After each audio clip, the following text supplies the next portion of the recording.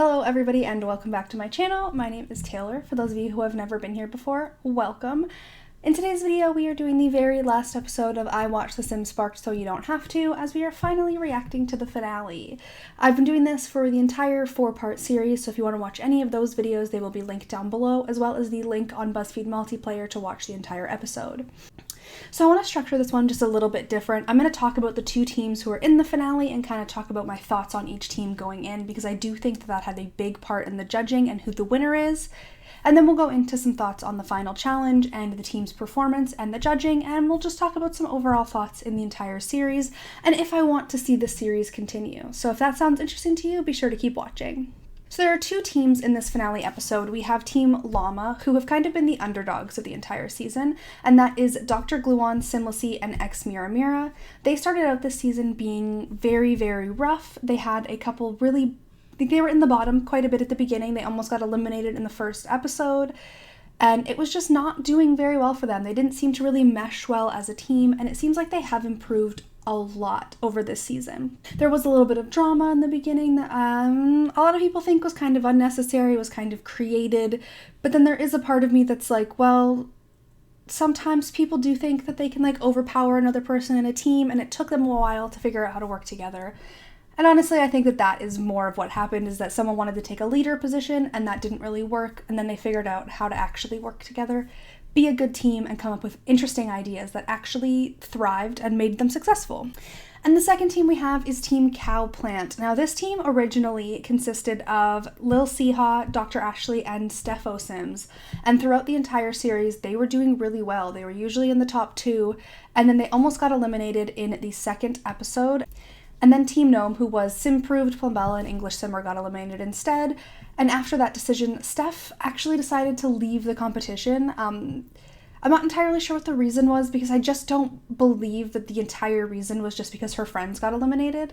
And because she decided to leave, the English Simmer actually took her spot. So Team Cowplant ended up being Dr. Ashley, Little Seehaw, and the English Simmer. And I honestly think that this team has a lot of potential in this episode. They definitely have a very well-rounded team and could really do some good work. I think that having their storyteller leave in the last episode was just a really hard thing to have to deal with. And to have this be the first time that the three of them are all working together is really interesting. It's fun to kind of see a different side of that team. They're a little bit more mellow because Steph's not there, because Steph is a little bit chaotic. We all know that. And I think that it definitely changed the dynamics of the team overall to have Steph be switched out for Molly. So that's kind of where we're at with the teams and everything going into this. Now let's talk about the final challenge. So something that happened last year was there was this campaign by The Sims called Play with Life, where The Sims sponsored a bunch of Simmers to talk about the reasons why they played The Sims and how it helped them kind of like grow up and play with life and all of that. And they actually had that be the theme of this final challenge, which I really liked. So they kind of had to talk about their life story and why they love The Sims, but in a way that kind of explained how they got to the point they're at now. The actual explanation of the challenge wasn't very clear, but you could tell that everybody knew exactly what they meant. So they had to have at least 3 Sims and have builds, of course, that kind of corresponded and were a good background, because this was a video challenge, which is my favorite kind, because these players are really good at making compelling video. And then, of course, the outfits all had to work in with it and all of that. So they had to kind of do this in a really creative way, and they started out by each team had 15 minutes to sit outside on this little circle table and just kind of talk about why they played The Sims and how they got into gaming and all of that as children or as older people. Like Simlicy was talking about how she didn't really get into The Sims until she was in college. So it's interesting to see somebody who didn't start playing as a kid or as a teenager and didn't go through that like childhood bullying, but then it's kind of hard to explain to like other grown-ups, wow, who says grown-ups when they're an adult, but other adults, that you are playing a video game for fun and it's your like creative outlet. So there was like really cute moments of each team sitting together and kind of brainstorming what they wanted to do. And then you had Team Cowplant, and I actually really resonate with Dr. Ashley's story. She was talking about how she has a real job and she has a degree in business, and I actually have a business degree as well. And my whole plan for so long was just to get a job, and like a corporate job, and just kind of live a rather boring life. And then so somehow I started a business, and then I started UltimateSimsGuides.com, and then I started this YouTube channel, and I sold my other business, and everything has just been kind of wild. So to have the same kind of life. We're also both Canadian, just throwing that out there. Dr. Ashley, want to be friends? We're very similar. But to have the same kind of thing where you think that you're going one way and then you want to make sure that your family is kind of proud of you and that they aren't questioning what you're doing, you know, it's a lot to think about. So I've really resonated with her whole story of her life. So the teams actually decided, so they had, I believe, what am I saying? So I believe they had about 6 hours to complete this challenge. I don't have that in my notes and I do not remember, but what they decided to do was Team Llama was going to have just one sim represent all of them, where it was going to be more focused on Mira's story and she was going to be like the face of it, and they would kind of throw in aspects of Gluon and Simlici's story into that. And then Team Cowplant decided to have one sim, but each of them kind of get to tell their own story throughout it. And that was really interesting. So there isn't really that much to talk about in the actual like creating. There was no twist in this challenge. So I'm just going to honestly go into each team's performance and what they did. This is going to be a shorter video than the rest, so I'm not going to be rambling for 20 minutes this time. You're welcome. So I don't know if this would get me demonetized, but I think I'm actually just going to throw in the videos for each of them into this video because I really do like both of them and I really want you to see them to understand where I'm coming from. So first we're going to throw in Team Llama's video here and then we'll talk about it.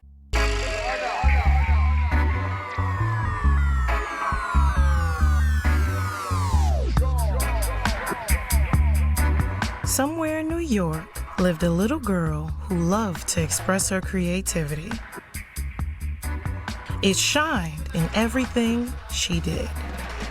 At school, one of her classmates, Clem, mercilessly teased her. Yeah, what are you getting for Christmas? I'm actually hoping to get a PC.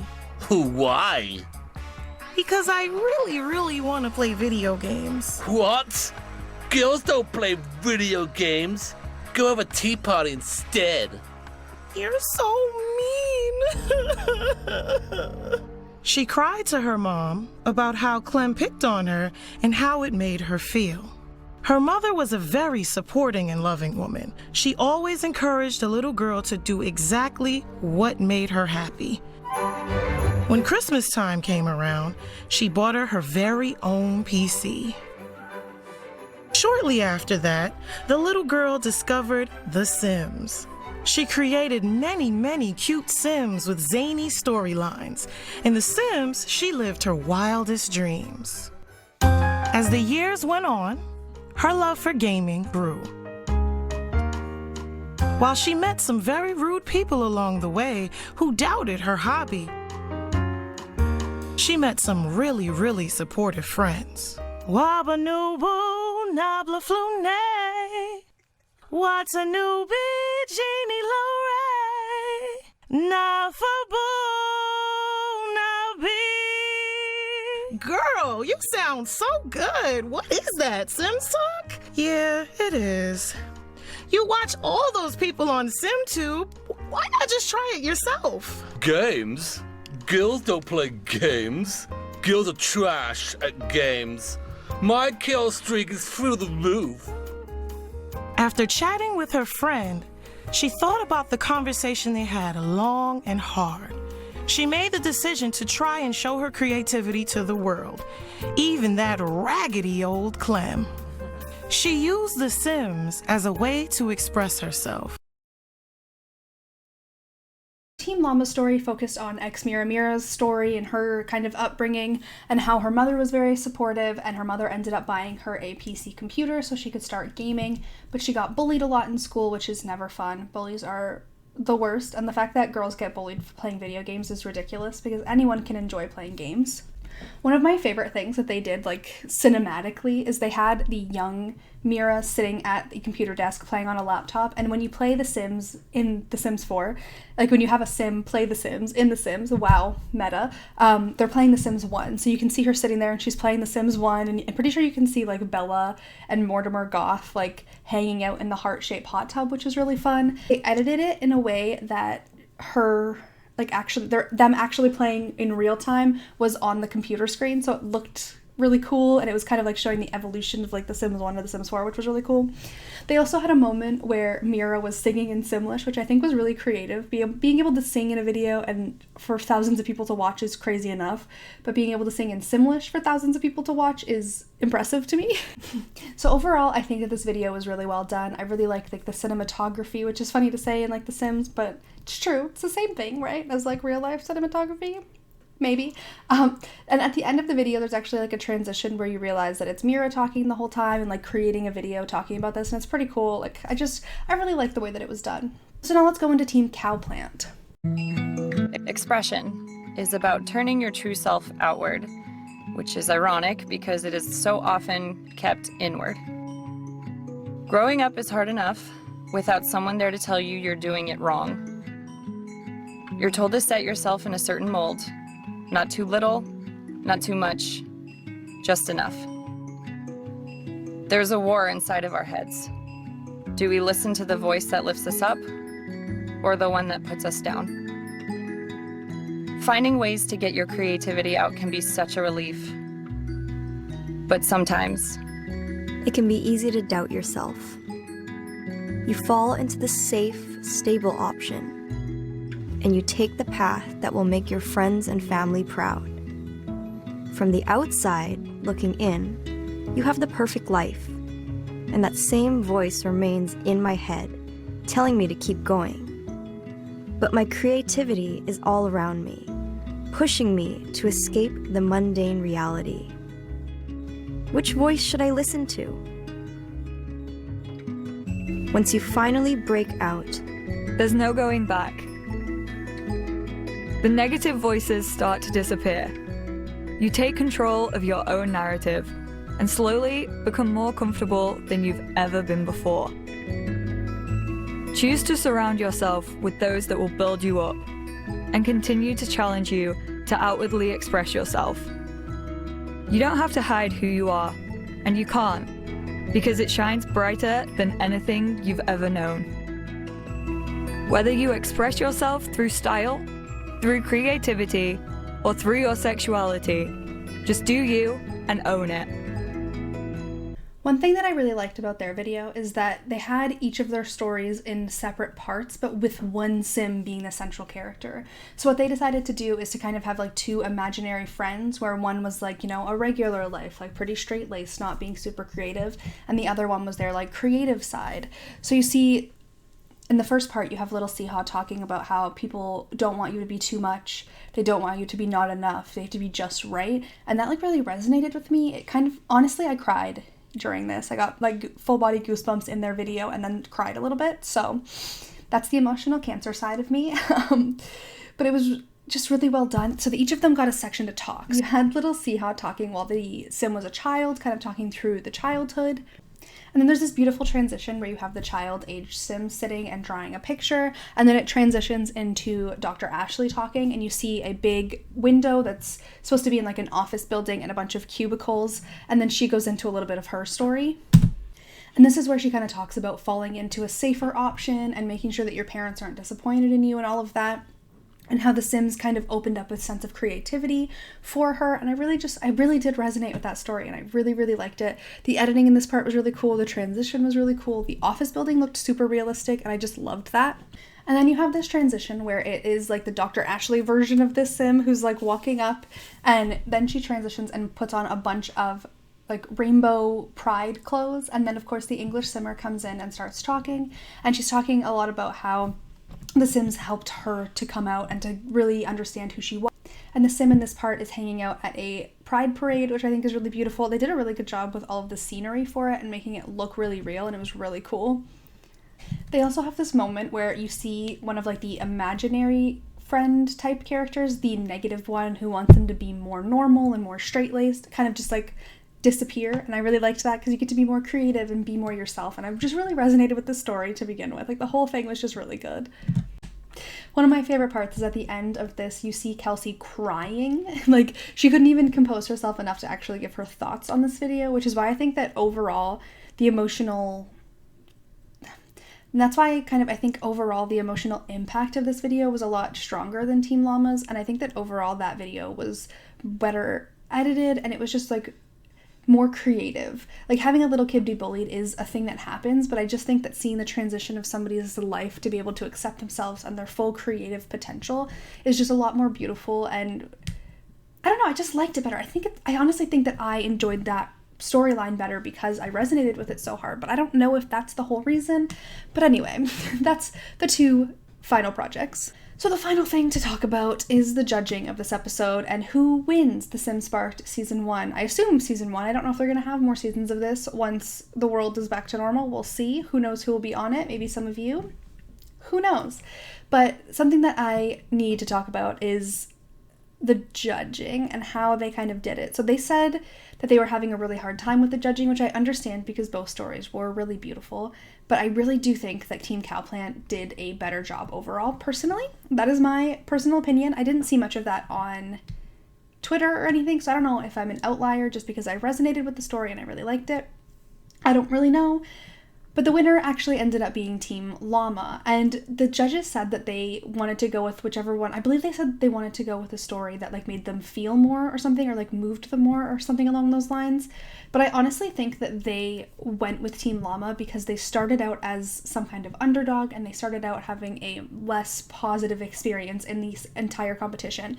Like, I think that they're looking at the team from day one until the last competition and looking at everything as a way to judge, but not saying that. And I don't know, I just think that Cowplant should have won. I also think it would have been kind of funny if Cowplant won, but Steph had left, and then, like, Molly gets to win. That would be kind of, I don't know, is that bad that I think that that would be kind of funny, but, like, kind of terrible? I don't know. Like, it's hard to explain my feelings without, like, offending somebody. Because I do think that Mira and Gluon and Simlicy did a great job throughout this competition. I think that they learned how to work together. I think that they made some really great work, and they were very entertaining to watch. But I just think that this last video was very